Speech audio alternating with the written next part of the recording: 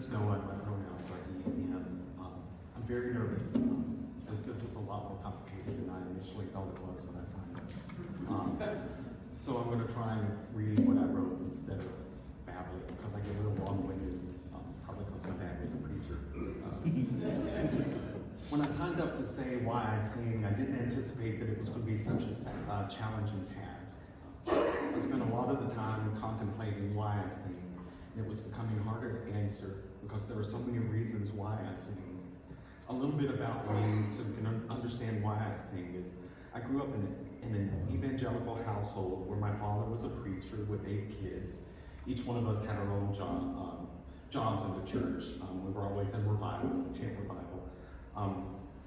My job was singing. It's what I did. I never really thought about it, but the more I thought about it, the more I realized that singing had always been my lifeline.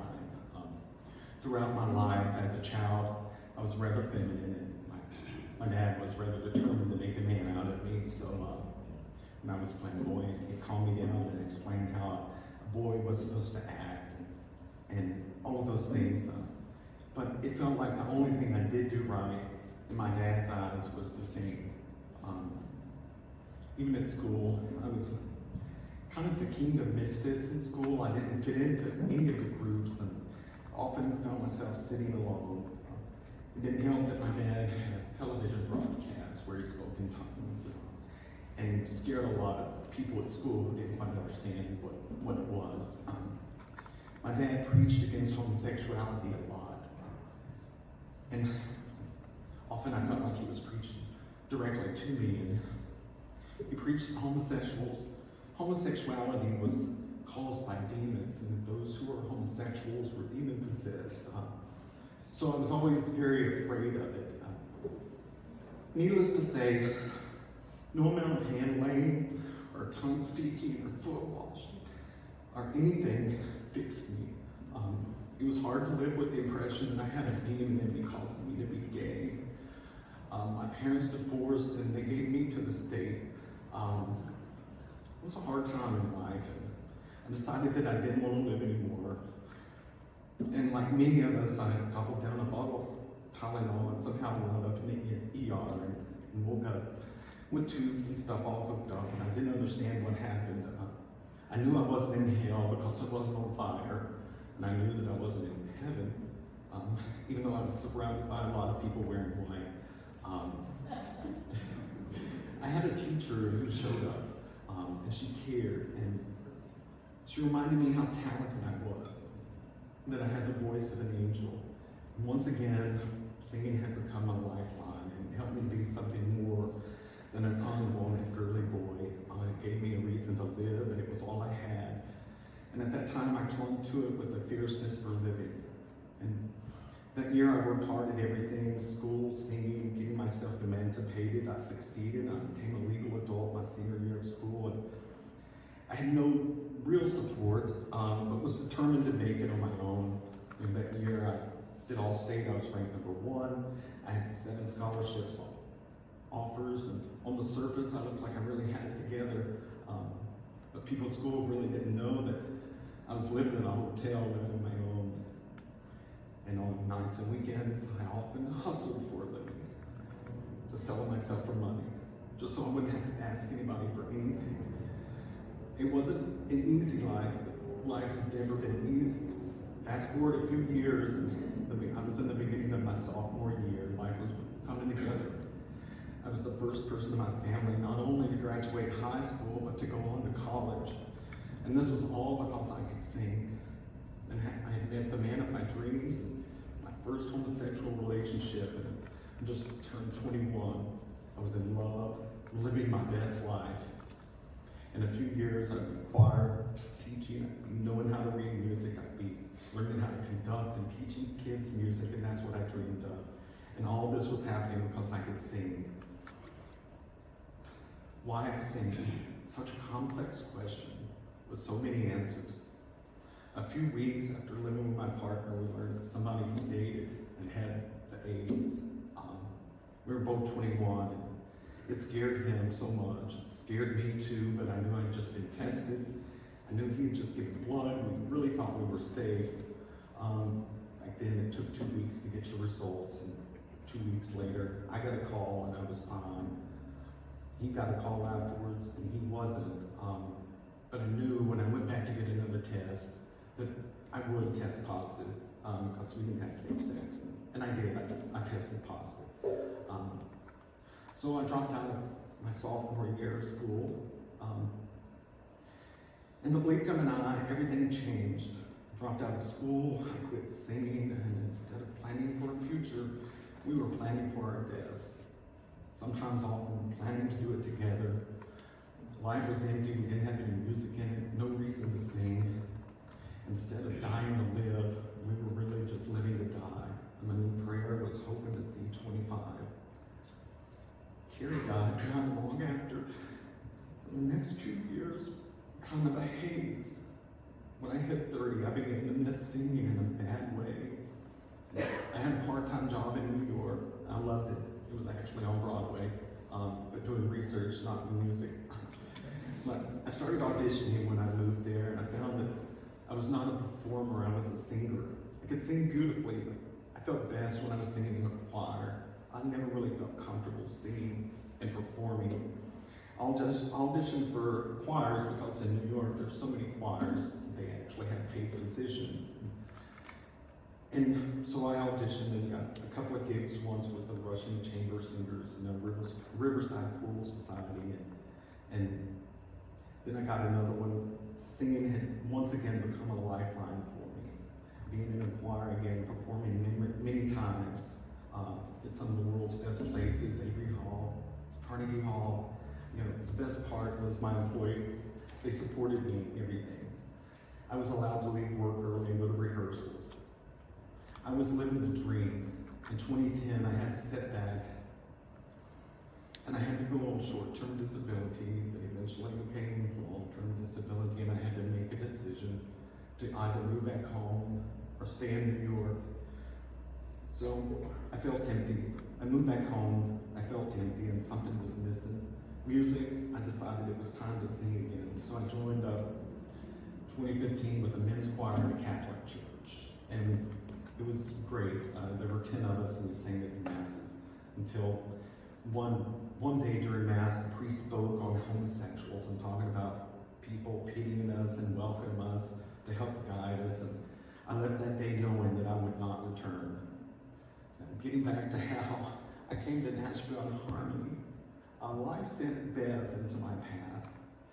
And we were talking, and she told me about NIH, and it was kind of like a bright, shiny star bursting through the dark clouds. And that Nashville had an LGBTQIA choir, and I auditioned, and that's, sure enough, that's what my life was missing. Asking the question why I sing, the simple answer is, I seem to be free. When I'm at rehearsal, I may be quiet, I'm not so social, but rest assured, when I'm singing, I'm like an eagle flying for the first time. I seem to feel proud. I seem to be me, because I seem to be free, and that's why I sing. I'm Steve Wolf, he, him, his. I'm realizing I've become an old man. Spent 14 tax seasons as a CPA, tax accountant, and then 22 Lents and Holy Weeks as a Catholic priest.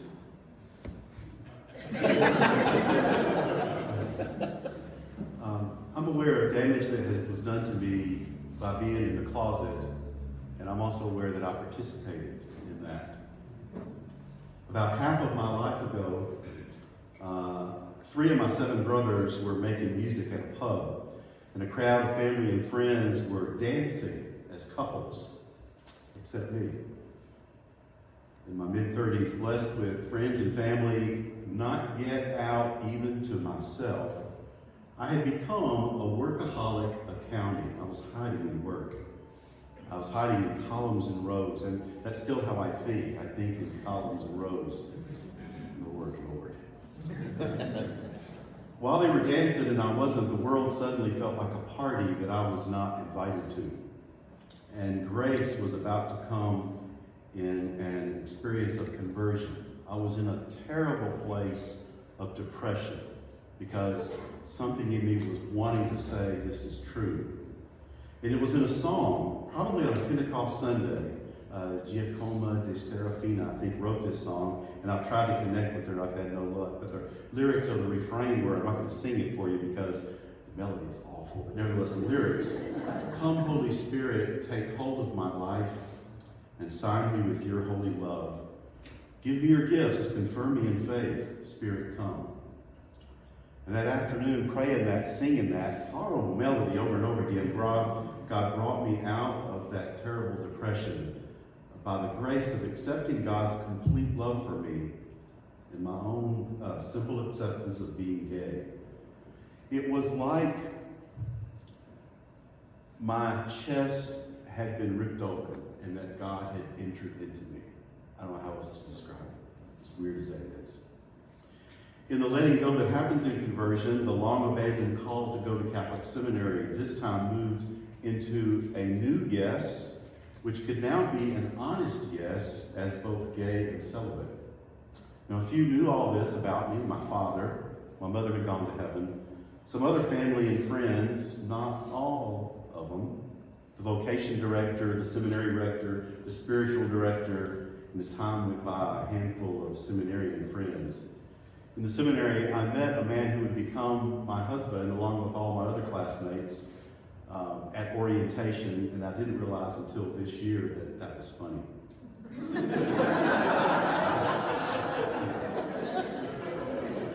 In the seminary, I joined the choir because I could, and it meant I would not be an altar server in the big main chapel where they had the big liturgies and where the altar servers had to wear cassocks and surplice, symbols for me of all the bad things about clericalism. During the sex abuse scandals, my favorite cartoon was two priests standing in a sacristy with one of them holding out his lace surplice asking, does this make me look gay? And I'm still processing why that was so funny to me. But I found the choir to be simply a place of joy. And I fell in love with so many wonderful old hymns, so many of them that I had never heard before. And love that they are almost all of them old folk melodies, that they came out of human lives, human living.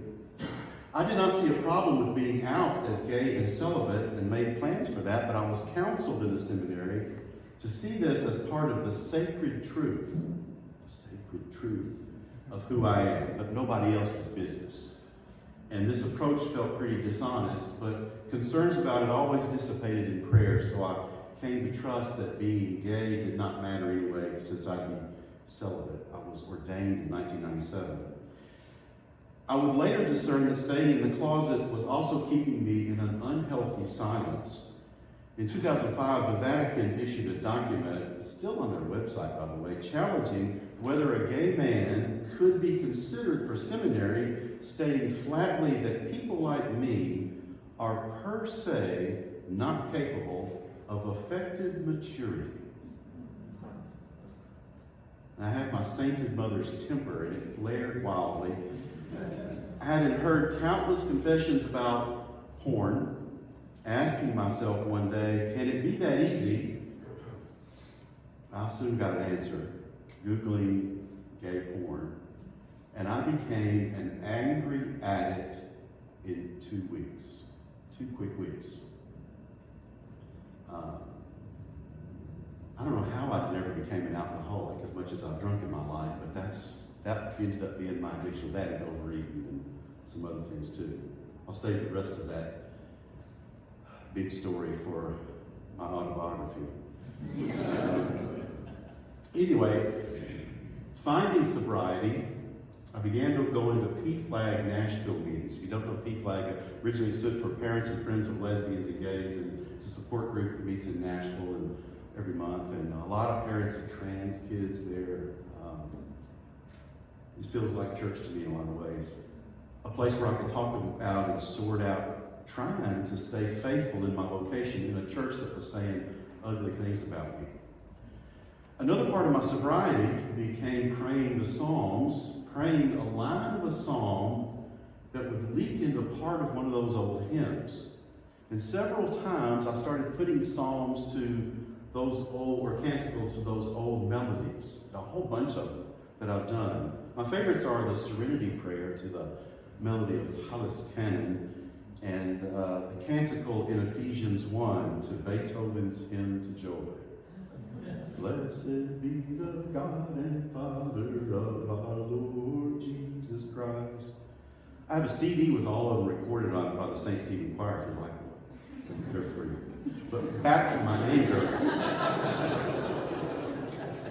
Finding sobriety, my anger with the institutional church only grew, so wanting to stay sober, I came out to my bishop, who has since gone to heaven. I've known him for a long time. And from the first, he affirmed me as a good priest. Though later, my decision to come out as a gay celibate priest led to loud arguments animated by mutual fear and apprehension.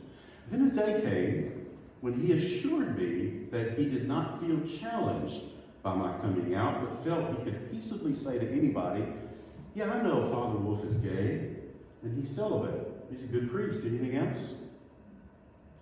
When I thanked him for walking this uncharted territory with me, he responded, "That, Steve, is an apt description, because neither you nor I know what the response will be."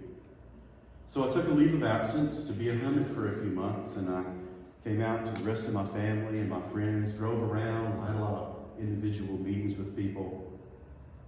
The response from all but one, there was one priest in a small parish, wasn't too happy about it.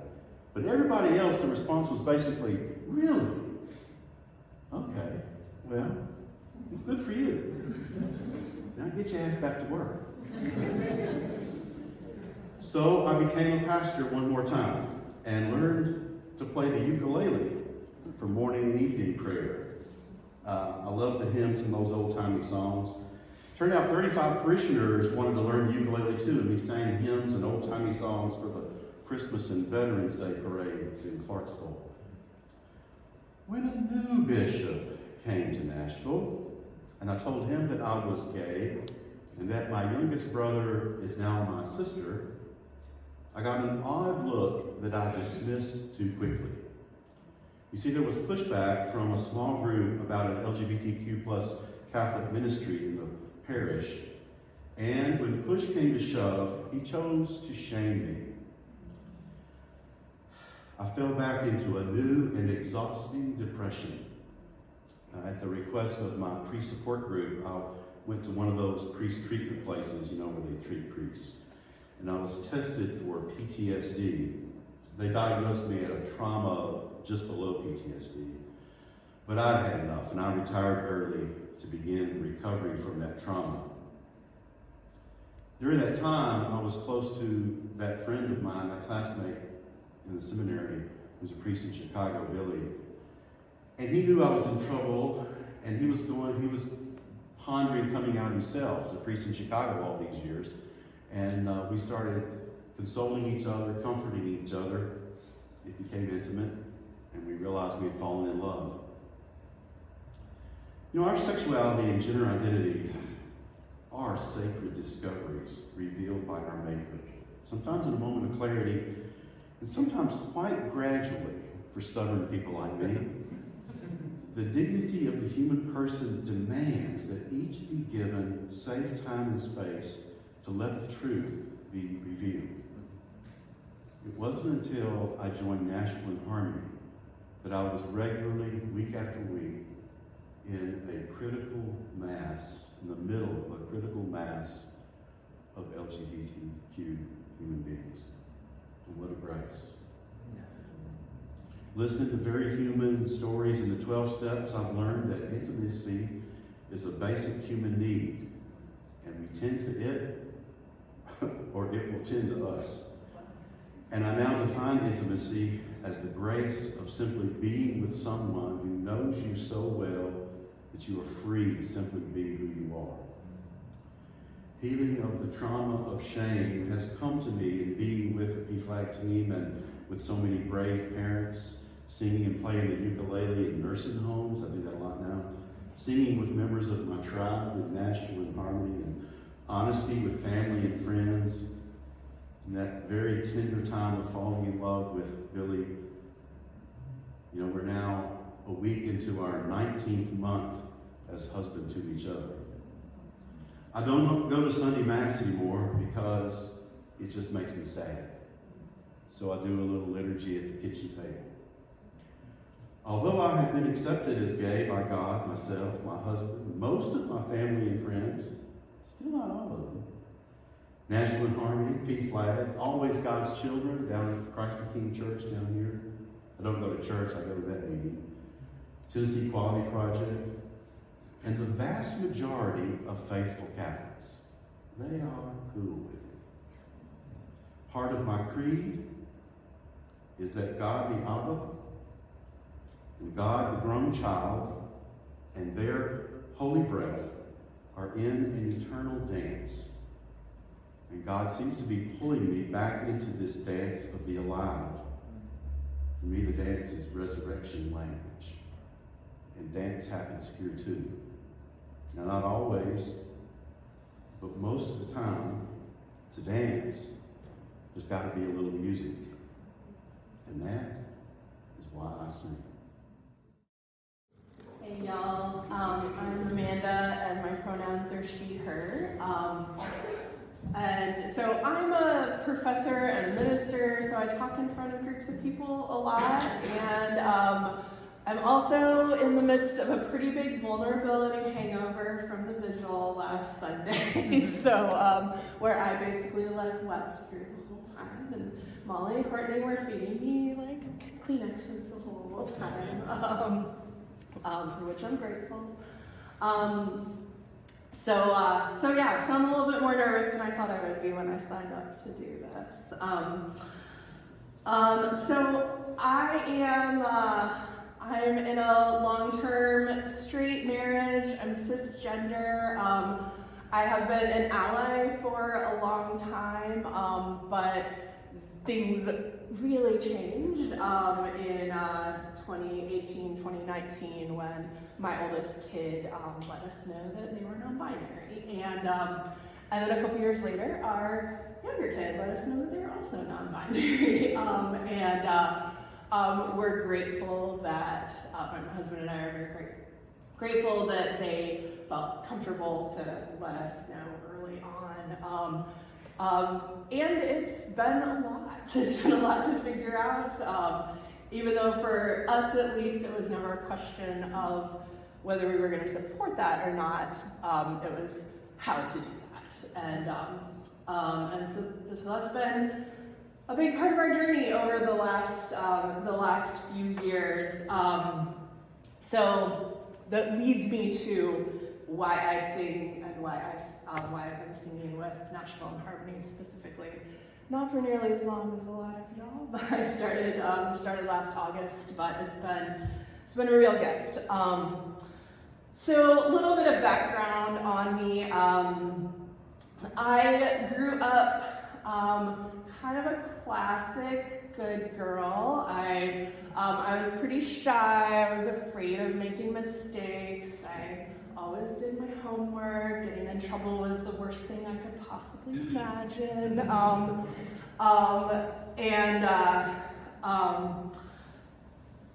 I also kind of felt a little bit out of step, but I kept following the rules on the outside, even though I was always kind of like wondering on the inside.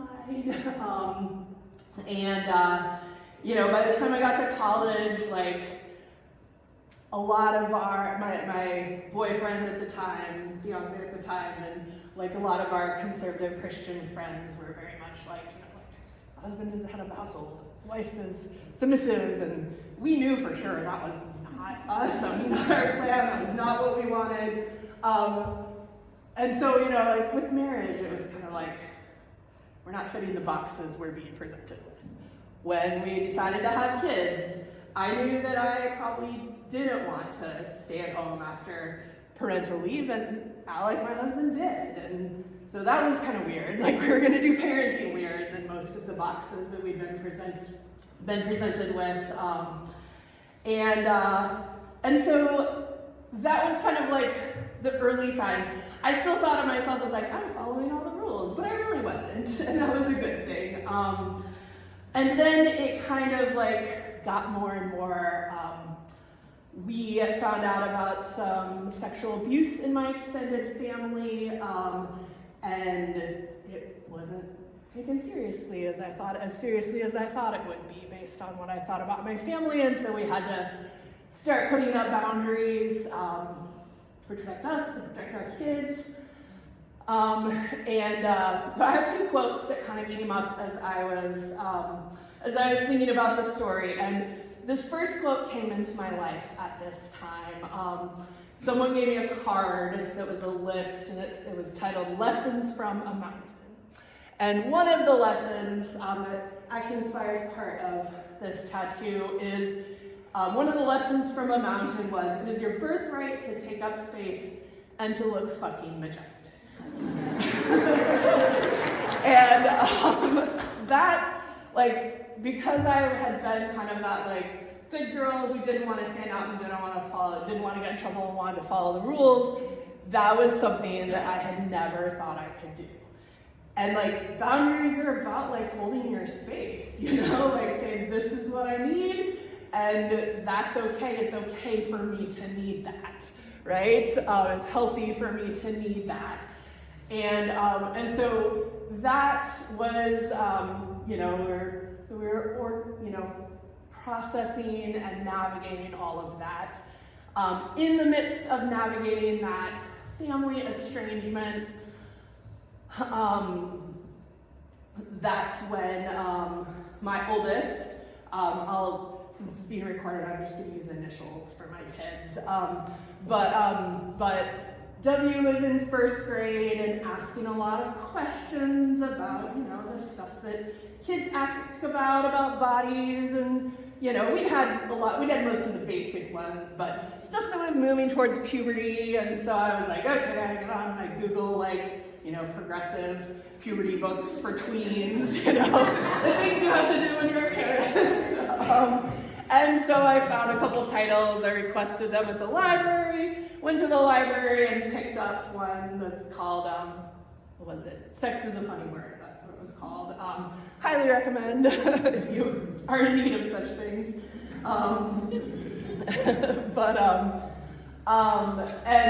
So in my head, my kid is smart, but they were in first grade, and so in my head, we're gonna bring this book home. We're gonna read a chapter together and answer questions and talk about it. And then maybe next week we're reading another chapter. Right? It's an 80-page book. Not pictures and comics, but W takes the book from me. Thanks, Mom. Goes into their room, closes the door, and reads through the whole thing in about a day and a half. Comes out and says, hey, so this book says that there are some people that aren't boys or girls. That's what I am. I didn't know there was a word for it, but it's non-binary, and that's what I am. And we were like, okay, cool, let's do this.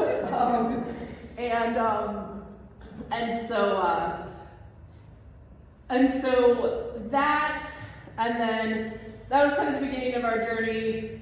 The pandemic happened not too long after that, so it was, in some ways, it was nice because we had time to learn about pronouns and figure out name changes and all that stuff, sort of when we were all stuck at home and doing online school, so we didn't have to worry about bathrooms and everything right away. And so we figured some of that out together. We approached eventually, and I don't get the same butterflies now, but again, that good girl stuff is rooted deep in me. And so just sending an email to my kids' therapist to tell them, hey, they're non-binary, not knowing whether the therapist is going to be supportive.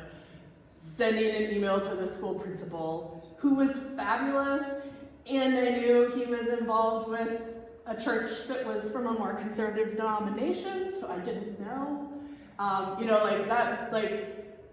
It was all stuff that was it's not a question, I'm going to do this. Of course I'm going to do this for my kid. but every single one of those, especially at the beginning, was so freaking scary for me.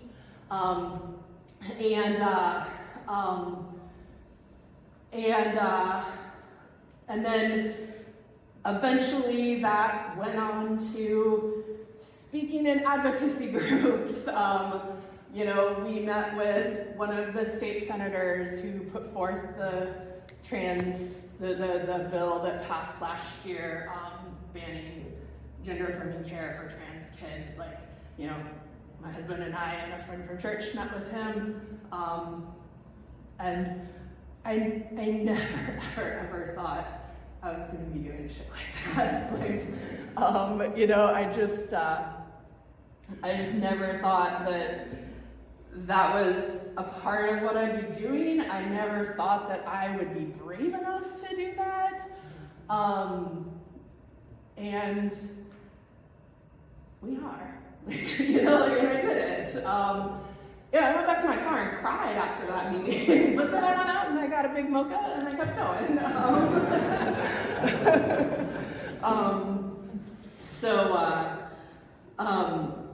And so my kids have given me the opportunity to learn to be brave and to learn that I can be brave. And they've given me the opportunity to see what it can be like when you're just welcomed and encouraged to be authentically who you are from so early on. I never could have done that when I was their age, but I can now, and I'm so grateful for that.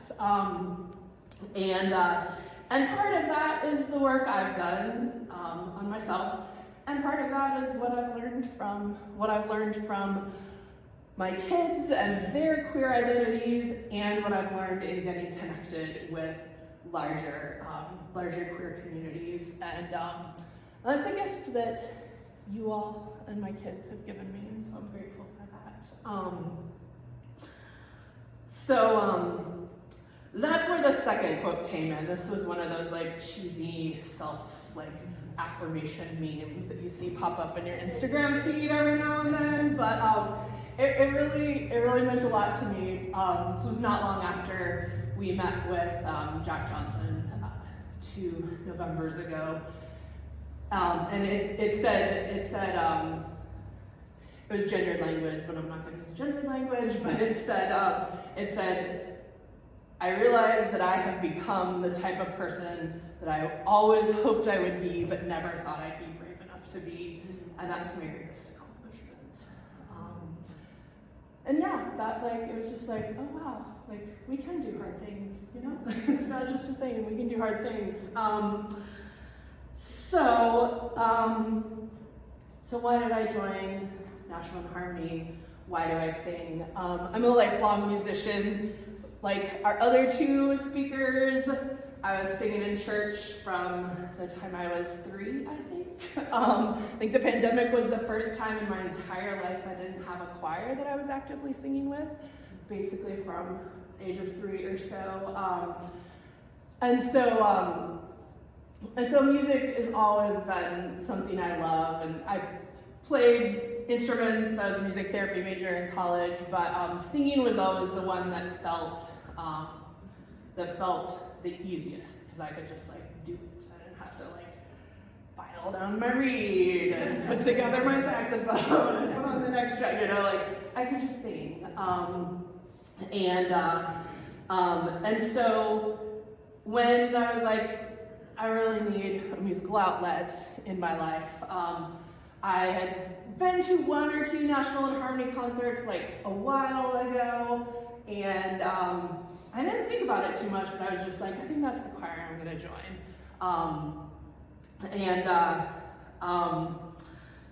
And so that's been a big part. It's meant a lot to have music back in my life. And just to make music with so many amazing musicians. But another big part of it for me that I wasn't necessarily expecting was that it's reminded me that a lot of advocacy work is really hard. And it's disheartening, at least in Tennessee. It's really disheartening. And it feels like we're screaming into the void a lot of times because we pour our hearts out and they pass the bills anyway.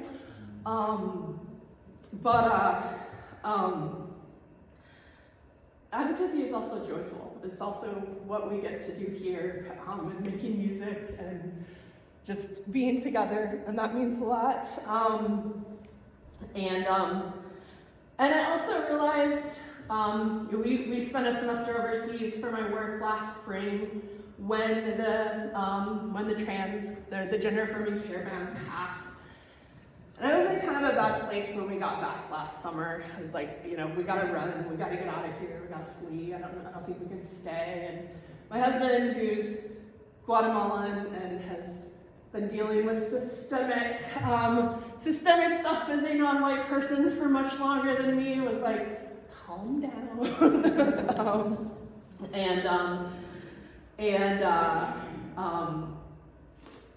But I realized that, I kind of realized this after I started singing, like, there was something deep in me, I think, that knew I needed to be, the only way I was going to survive in this was if I was surrounded with people that I knew had my family's back. And that really came through for me last week at the vigil, when it was just like, okay, yeah, it was really hard. I didn't think I was going to come, but my kids wanted to come, and so I didn't think I was going to stay for the vigil, but my kids wanted to come, and I was like, well, if I'm going to be there, I'm going to sing. It was really, it meant a lot to be like, okay, like, we're not alone in this. It kind of started alone because it was during the pandemic, and so we felt alone. Not in a bad way, but just like in like, okay, this is a unique thing we're doing. But it meant a lot to know that, like, hey, here's some people that understand, that are going to be on our side, that are going to be those queer elders that our kids need to see, and we're not. So those are some of the reasons that I see. The question is why I sing. Up until recently, I had never really thought about it. When I was asked to be part of this today, I really had to start thinking about it, knowing I was going to be standing in front of all of you, and I didn't want to be blabbering.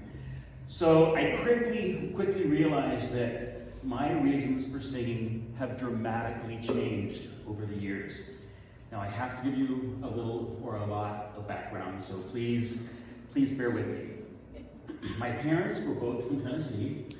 My father joined the Air Force right out of high school, and so growing up, we moved every 3 years. We lived in Texas, Wisconsin, Missouri. We finally returned to Tennessee when I was 10, and we lived with my grandparents in East Nashville.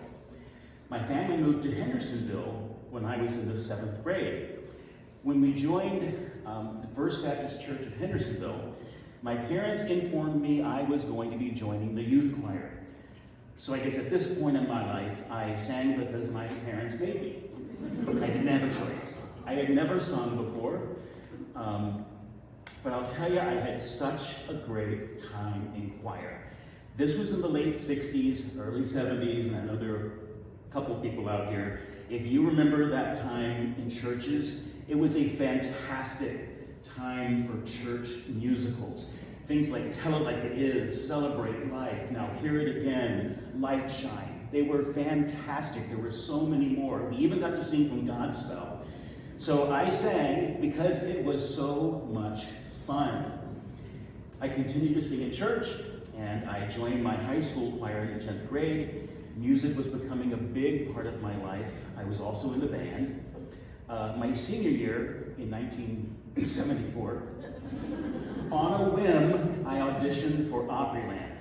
It had just opened in 1972 and 1974, and when I auditioned, I was shocked that they cast me in their big show, I Hear America Singing.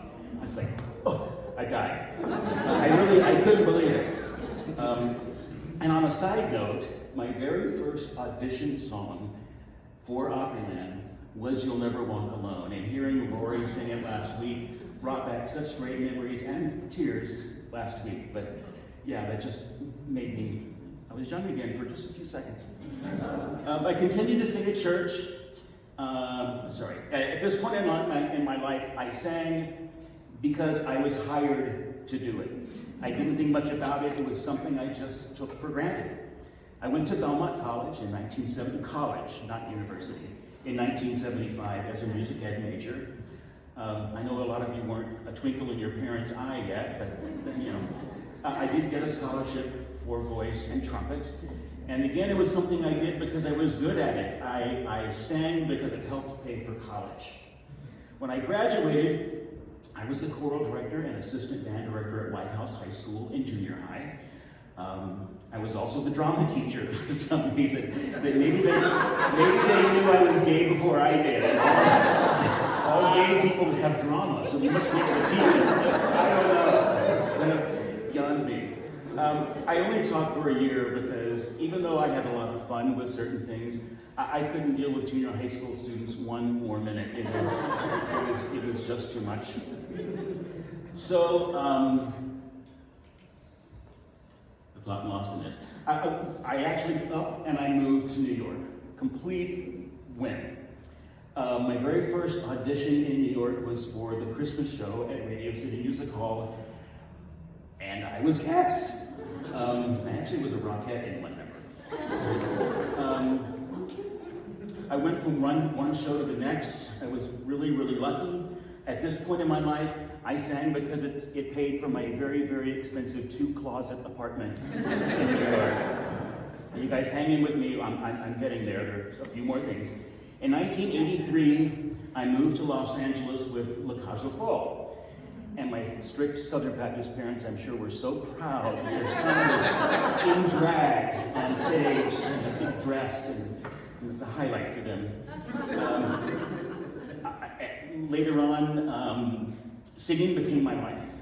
For a theater person, I was at the top of my game. Picture me thin and young. That was my help. I had leads in Les Mis, Phantom, Cats. I had a hit TV series on the Disney Channel. It was all singing and dancing. I loved life. At this point, I sang because people were hiring me and asking me to be in their shows.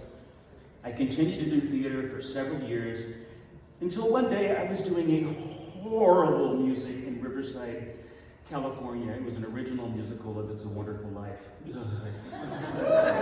I woke up and I told myself I just couldn't do this anymore. I literally had burned out. When you've done a lot of well-known shows, people expect a certain level of excellence from you.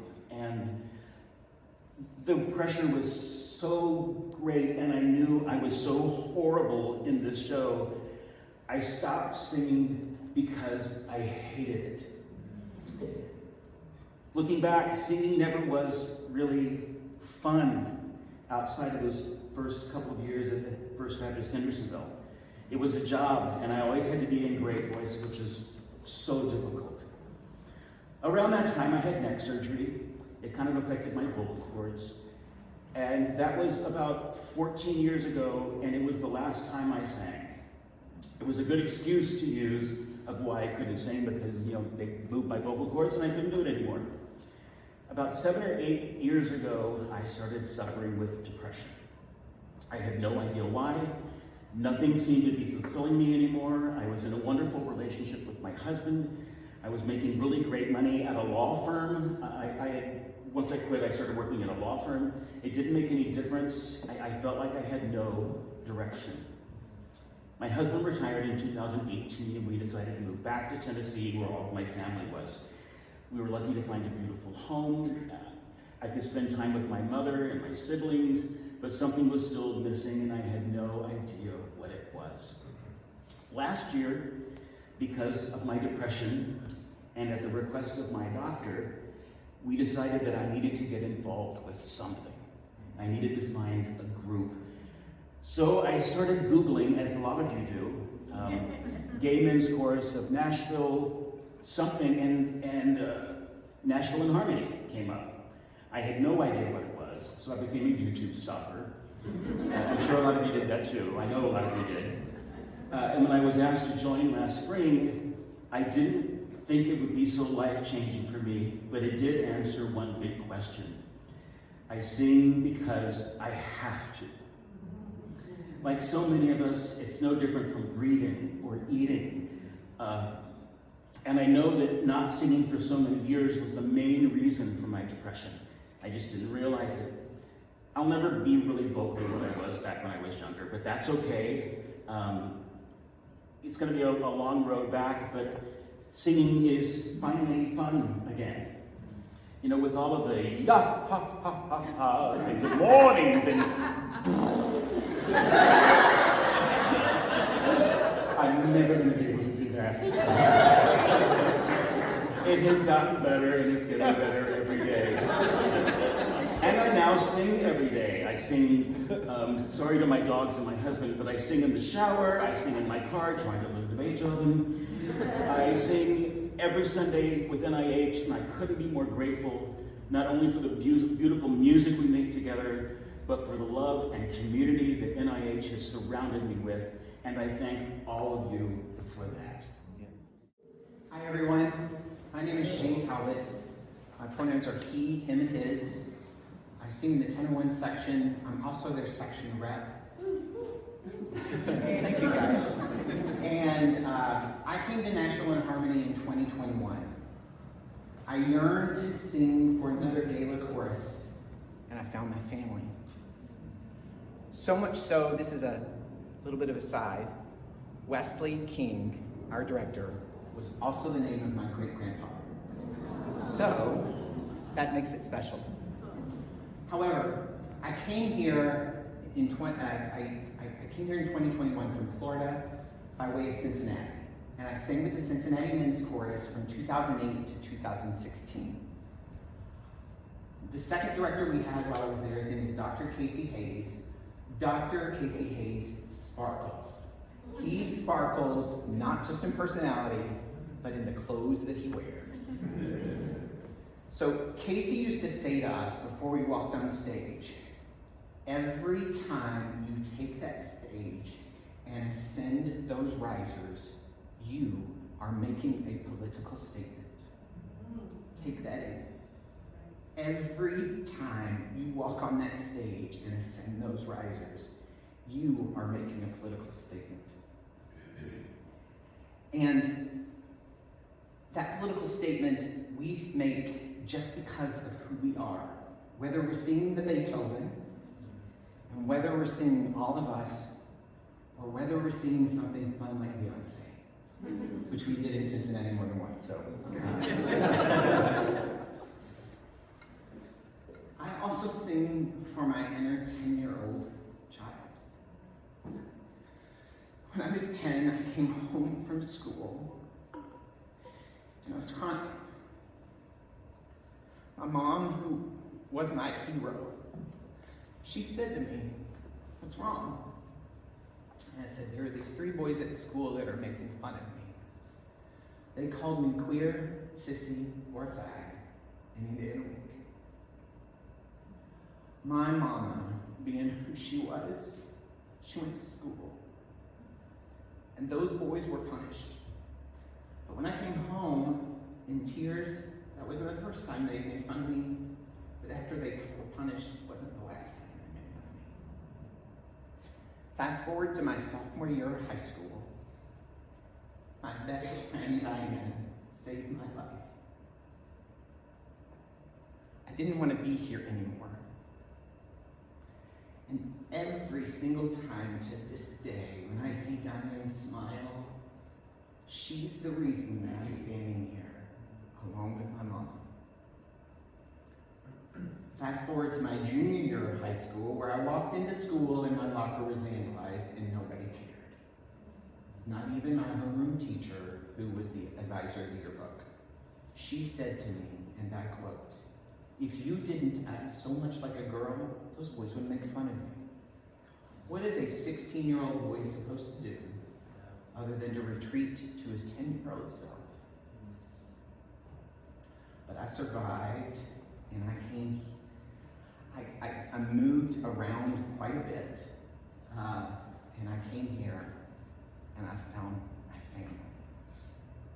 I I sing because of our mission. I sing for my 10-year-old self because I want to make him proud, and I also want to make my mom proud, and she is, and that's why I sing. But I leave you with this.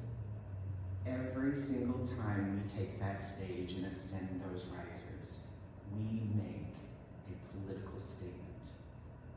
Let's make it together. That's why I sing.